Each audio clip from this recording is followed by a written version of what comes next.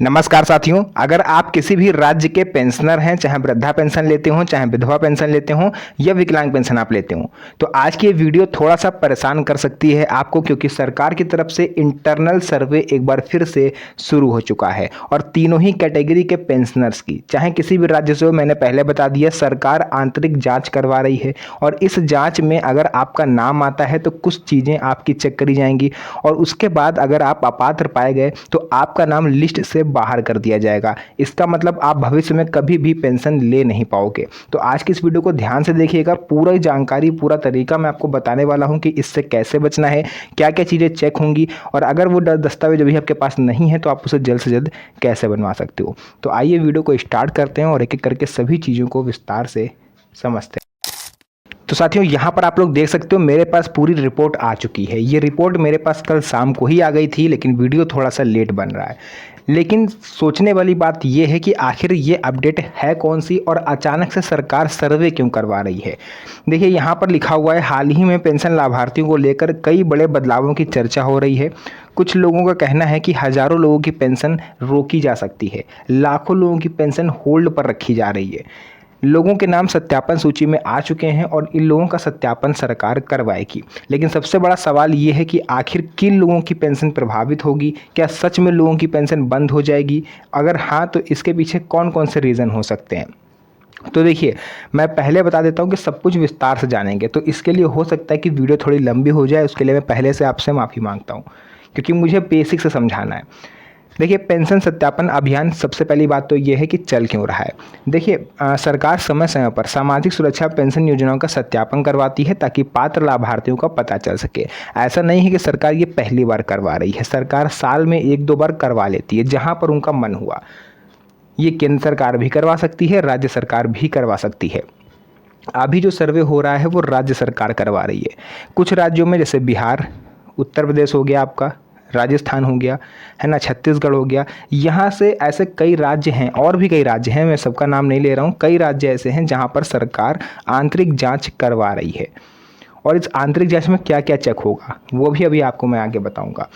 देखिए, सबसे पहली बात यह है कि तीनों कैटेगरी के लिए अपडेट ये है कि अगर आप विधवा पेंशन लेने वाले हैं, विधवा पेंशन अगर आप पाती हैं तो उसमें क्या अपडेट आया है। देखिए, विधवा पेंशन का लाभ उन महिलाओं को दिया जाता है जिनके पति का निधन हो चुका होता है और उस महिला ने दोबारा से पुनर्विवाह नहीं करा। ऐसी महिलाएं ही विधवा पेंशन के लिए एलिजिबल हैं और नियम भी यही कहता है कि जो विधवा महिला है, विधवा मतलब यही होता है कि उनके पति की मृत्यु हो चुकी है। लेकिन कई सारे ऐसे लोग पकड़े गए हैं, कई सारी ऐसी स्त्रियां पकड़ी गई हैं जिन्होंने विधवा पेंशन भी फर्जी तरीके से ली है। आप लोग खुद सोचिए, ऐसी कौन सी महिला होगी जो जानबूझ के अपने पति को मृत दिखा देगी। हमारे यूपी में ऐसे मामले पकड़े गए हैं, महाराष्ट्र में ऐसे मामले पकड़े गए हैं। तो ओवरऑल अगर बात करें तो लगभग 17,500 महिलाएं ऐसी पाई गई जिन्होंने जीवित पति को मृत्यु बता करके पेंशन का लाभ लिया और कई महिलाएं ऐसी भी हैं जिनके पति की मृत्यु हो चुकी थी, वो विधवा पेंशन ले रही थी। यहाँ तक तो ठीक था, लेकिन उन्होंने इसके बाद पुनर्विवाह कर लिया किसी दूसरे व्यक्ति से और फिर भी उन्होंने विधवा पेंशन का लाभ लेना नहीं छोड़ा। तो ऐसे लोगों पर सरकार सख्त कार्रवाई कर रही है। देखिए, आपने ये तो बिल्कुल भी मत सोचा करो कि हमारी कोई जानकारी गवर्नमेंट तक पहुँचेगी नहीं। आपका आधार कार्ड ही गवर्नमेंट ने बनवाया है, तो अगर गवर्नमेंट चाहे तो एक क्लिक में पूरी डिटेल्स आपकी गवर्नमेंट के पास जा सकती है।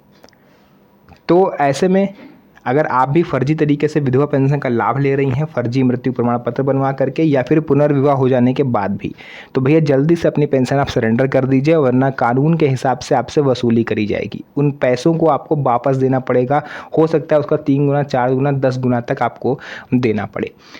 इसके बाद वृद्धावस्था पेंशन में सबसे महत्वपूर्ण अपडेट है, वृद्धा पेंशन के लिए न्यूनतम आयु सीमा राज्य के अनुसार अलग अलग होती है। कुछ राज्य 58 वर्ष पर वृद्धा पेंशन देते हैं, कुछ राज्य 60 वर्ष पूरी होने पर वृद्धा पेंशन देते हैं।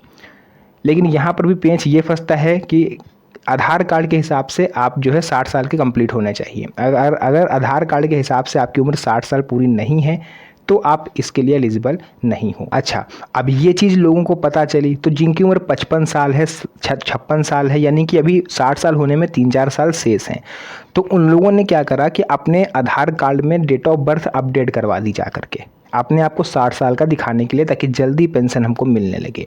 एक चीज़ ध्यान रखिएगा, अगर आपने पिछले 1.5-2 साल के भीतर आधार कार्ड में कुछ भी करेक्शन करवाया है और आप एक पेंशनर हो, मैं फिर से रिपीट कर रहा हूँ, ध्यान से सुनिएगा, आप किसी भी कैटेगरी के पेंशन क्यों ना हो, अगर आपने पिछले 1 से 1.5 साल के भीतर अपने आधार कार्ड में कोई भी चेंजेस कराया है, चाहे फ़ोटो हो, डेट ऑफ बर्थ हो, नाम की स्पेलिंग हो, एड्रेस हो या मोबाइल नंबर हो, तो आप भी गवर्नमेंट के रडार पर हो और आपका जो सत्यापन है वो ज़रूर गवर्नमेंट करवाएगी, आपकी जाँच होगी। अब ये आपको देखना है कि आप अगर एलिजिबल नहीं हैं, ये चीज़ आप ही जानते हो, तो आप अपनी पेंशन शांति से सरेंडर कर दीजिए, क्योंकि बहुत सारे लोग इसमें घपला करते हैं। 55 साल के हैं, अपने आप को 58-60 साल का दिखा रहे हैं, तो प्लीज़ ऐसा मत करिए, वरना फिर आप भी तैयार रहिएगा, गवर्नमेंट आपसे वसूली करेगी। नंबर 3 पर आते हैं दिव्यांग पेंशनर्स। सबसे ज़्यादा अगर कोई घपला होता है, सबसे ज़्यादा कोई करप्ट है अगर, तो वो दिव्यांग पेंशनर में ही होता है करप्शन। देखिए, जो एलिजिबल हैं उनको तो मिलनी चाहिए, वो तो इसके पात्र हैं, उनको ये पैसा जाना चाहिए, वो इसके हकदार हैं। लेकिन इसमें कई सारे लोग ऐसे होते हैं, कहा नहीं जाता है कि आ जाते हैं लोग हराम का पैसा खाने, फर्जी का, है ना। तो जो कमज़ोर है ये पैसा उसके लिए है। बहुत सारे लोग क्या करेंगे कि 40% दिव्यांग हैं, ठीक, लेकिन वो अपने आप को 70% दिव्यांग दिखाते हैं। डॉक्टर द्वारा मेडिकल सर्टिफिकेट लगता है, डॉक्टर को पैसा खिला के 40% दिव्यांगता को 70%, 80% दिखाते हैं, ताकि हमें दुगना तिगुना पेंशन मिले। और कई सारे लोग तो आपको ऐसे मिलेंगे, आपको सोच करके उनके ऊपर आपको गुस्सा आएगा कि ऐसे लोगों को शर्म आनी चाहिए। हल्का सा छोटा सा उनकी दुर्घटना हुई, हाथ पैर में चोट लग गई, लंगड़ा के चल रहे हैं, उतने में उन्होंने विकलांगता प्रमाण पत्र बनवा लिया और डॉक्टरों ने बना दिया और उस पर वो पेंशन लेने लगे।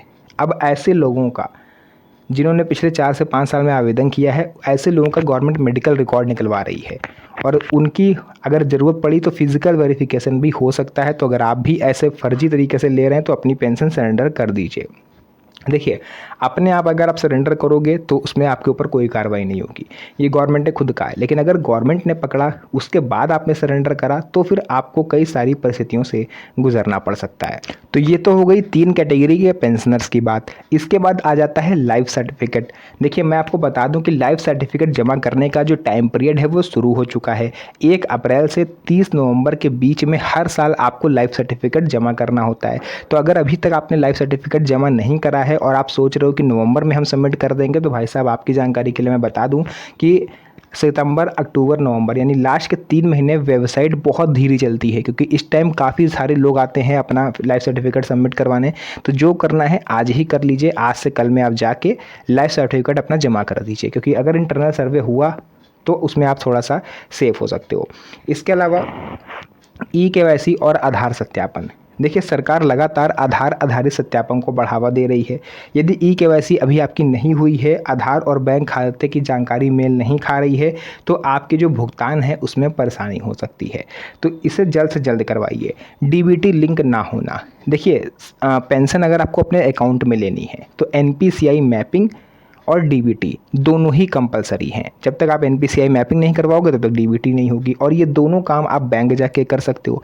एनपीसीआई मैपिंग जो है वो आप ऑनलाइन घर बैठे भी कर सकते हो। आपको एनपीसीआई की ऑफिशियल वेबसाइट पर जाना है, सिटीजनशिप करके जो वहाँ पर नागरिक सुविधाओं का ऑप्शन होता है उसमें आपको क्लिक करना है, अपना मोबाइल नंबर डालना है जो आधार कार्ड से लिंक हो, ओटीपी आएगा, डाल के वेरीफाई कर लेना है, आपका अकाउंट नंबर उसमें मांगा जाएगा। एनपीसीआई मैपिंग आप खुद से कर सकते हो या फिर आप बैंक में जाकर के भी ये चीज़ करवा सकते हो। बिना डीबीटी ऑन के या बिना एनपीसीआई मैपिंग के गवर्नमेंट चाह कर भी पेंशन का पैसा आपके अकाउंट में नहीं भेज सकती। इसके बाद नया अपडेट ये है कि पेंशन राशि बढ़ने की चर्चा है कुछ राज्यों में। जैसे कई राज्यों में 1000, 1100, 1500, 2500 तक मिलते हैं। अभी मैं यूपी की बात करूं तो रिसेंटली 500 रुपये का इंक्रीमेंट होकर उठा है। 1000 रुपये से जो राशि थी वो बढ़ के 1500 रुपये तक करी गई। अच्छा, बिहार में काफ़ी टाइम से 400 रुपये था, लेकिन चुनाव आने के बाद सरकार को होश आया और सरकार ने उस राशि को 1100 तक कर दिया। अब लोग उम्मीद ये लगा रहे हैं कि नई सरकार है भाई, सम्राट चौधरी नए मुख्यमंत्री हैं, है ना, तो हो सकता है कि ये पेंशन बढ़ाएं। तो मैं आपके लिए एक चीज़ क्लियर बता देता हूँ कि फिलहाल बीच में एक न्यूज़ आई थी, रिपोर्ट आई थी कि 1100 से 1500 रुपये आपकी पेंशन करी जा सकती है। लेकिन मैं हकीकत आपको बता दूँ कि सम्राट चौधरी सरकार यानी जो बिहार सरकार है उनके पास अभी इतना ही बजट नहीं है कि वो 1100 रुपये के हिसाब से आपको पेमेंट कर पाएँ। तो भाई साहब 400 रुपये बढ़ने का तो छोड़ो, 4 रुपये ही अभी बढ़ जाए तो उसको माथे से लगाओ। या यूं कह लें कि अगर जो 1100 रुपये पेंशन है अगर वही आपको प्रति माह मिल रही है बिना किसी रुकावट के, तो आप सौभाग्यशाली हो, क्योंकि गवर्नमेंट के पास अब बजट बचा नहीं है।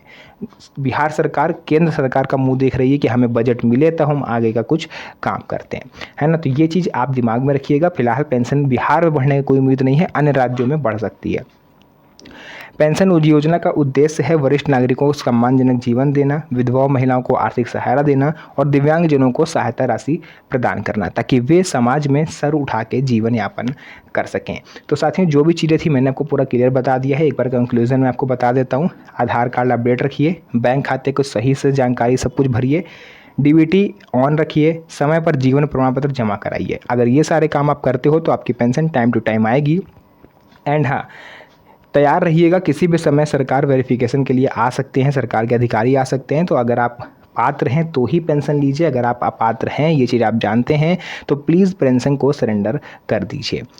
सरेंडर नहीं करना है तो पेंशन लीजिए मत, यानी अकाउंट में आ रही है मत निकालिए, एक एप्लीकेशन बैंक में दे दीजिए कि मुझे पेंशन बंद करानी है। लेकिन सरकार ने अगर पकड़ा भैया तो दिक्कत होगी। बस इतना ही बताना था आप लोगों से। अगर वीडियो पसंद आई हो, वीडियो को लाइक करके चैनल को सब्सक्राइब जरूर कर लीजिएगा, क्योंकि इस तरह की वीडियोस मैं आपके लिए बनाता रहता हूं। तो आज के लिए बस इतना ही। फिर से मुलाकात होगी आप सभी से एक और नई मज़ेदार वीडियो में। तब तक के लिए धन्यवाद। जय हिंद।